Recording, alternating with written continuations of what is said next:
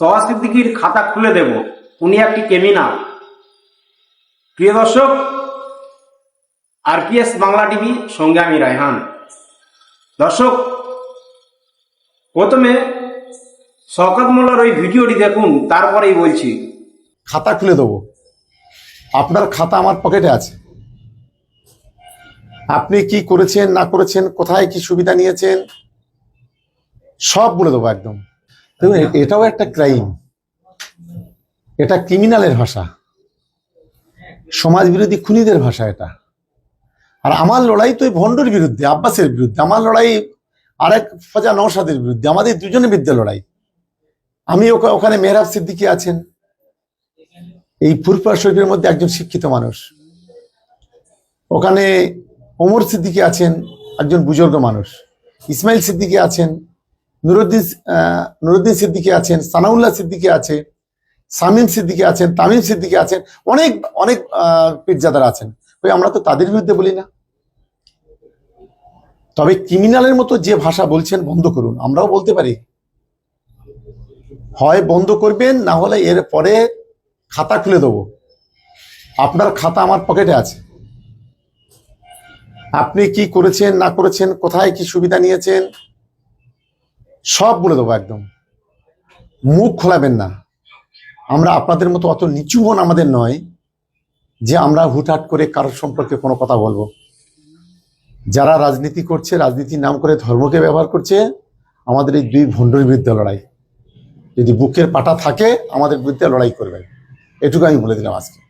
কে কোথায় থাকলো, কে কোথায় গেল, শোনো, ভারতবর্ষে 500 কটা 96টার মতো পাঠিয়ে আসছে।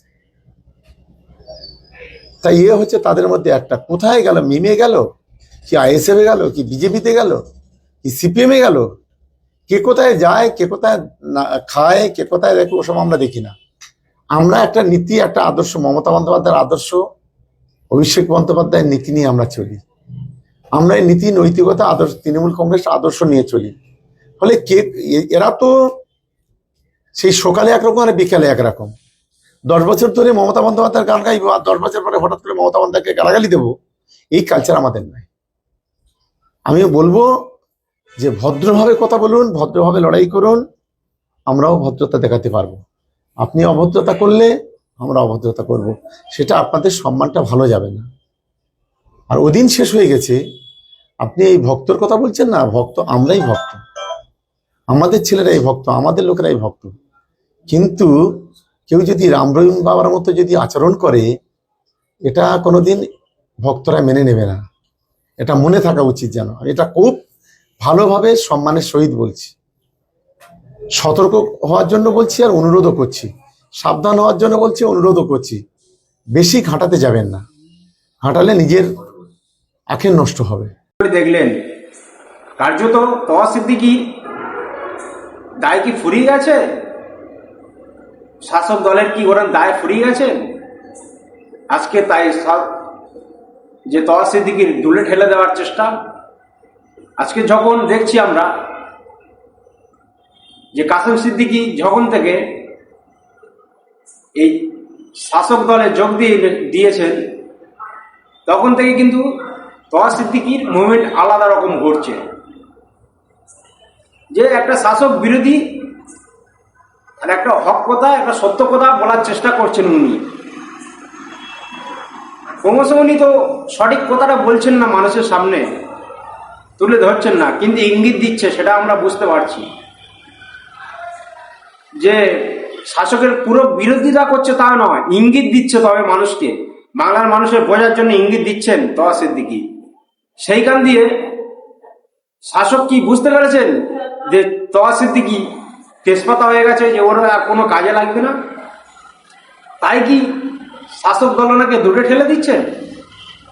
প্রিয় দর্শক, আপনারা হয়তো অবাক হয়ে যাচ্ছেন যে তওয়া সিদ্দিকী মনে হচ্ছে বহুত টাকা শাসক থেকে হেতিয়েছে। সেটা আমি বলতে পারবো না হেতিয়েছে কিনা, সেটা তওয়া সিদ্দিকী ভালো করে জানেন কি করেছেন। কারণ শওকত মোল্লা তো খাতা খুলবেন বলছেন, হতেই পারে বহুত টাকা হেতিয়েছে। তা না যদি হয়, পরে দেখা যাবে। শওকত মোল্লা তো কথাটা ছেড়েছেন মানুষের সামনে তুলে ধরেছেন। দেখা যাক তহসিলদি কি করেন। দ্বিতীয় নম্বর কথা, খাতাটা কি? এই যে খাতা খুলে দেবেন বলছেন, কি সে খাতা? যে উনি যে এতগুলো সিবিআই ইডি তদন্ত হচ্ছে, সেই বিষয়ে টাকা কি তহসিলদির কাছে কি পার করা হয়েছে? তাই সেই খাতাগুলো কি ভিডিও ফুটেজ রয়েছে তো শওকত মোল্লার কাছে? তা যদি না হয় তাহলে আরেকটা বিষয় আপনাদের ভাবতে পড়েছে যে নওশাদ সিদ্দিকী এমন একটি পপুলার হয়ে উঠেছেন মানুষের সামনে, তাই ফুরফুরা শরীফকে কিভাবে বদনাম রটানো যায় সেই চেষ্টা চালাচ্ছে না তো শাসক। আজকের এই হঠাৎ করে দেখছি বলছে শওকত মোল্লা যে ওনার খাতা খুলে দেন। তার মানে কি বোঝায়? বাংলার মানুষের মুভমেন্টটাকে ঘোরাতে চাইছে না তো, যে যাতে ফুরফুরা শরীফের দিক থেকে মানুষের মুভমেন্ট ঘুরিয়ে অন্যদিকে নিয়ে যাওয়া, শাসকের দিকে টেনে নিয়ে যাওয়া। যে দেখুন বাংলার মানুষ তো এটাই ভাববে যে তওয়া সিদ্দিকী মানুষের সামনে এত ভালো ভালো কথা বলেন, সেইখান দিয়ে তওয়া সিদ্দিকী এতটা শাসক থেকে মধু লুটেছেন, তাহলে এরা কেউ ভালো নয় ফুরফুরাতে বলে মানুষ কিন্তু মুভমেন্ট ঘোরাবেন সেই চেষ্টা করছে না তো,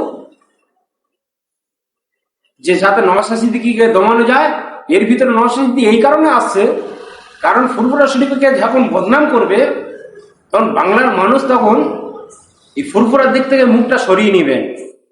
ফুরফুরা বহু মানুষ, হিন্দু, মুসলমান, আদিবাসী, খ্রিস্টান সমস্ত মানুষ কিন্তু এই ফুরফুরার দিকে তাকিয়ে থাকেন, কারণ ফুরফুরার সমস্ত মানুষ খারাপ নয়। ফুরফুরার মানুষ যারা পীরজাদারা রয়েছেন তারা কিন্তু বহুত ভালো মানুষ, তাই বাংলার মানুষ ওনাদের মুখের দিকে তাকিয়ে থাকেন। তাই সেই মোমেন্টটাকে ঘোরানোর চেষ্টা করছে না তো শাসক।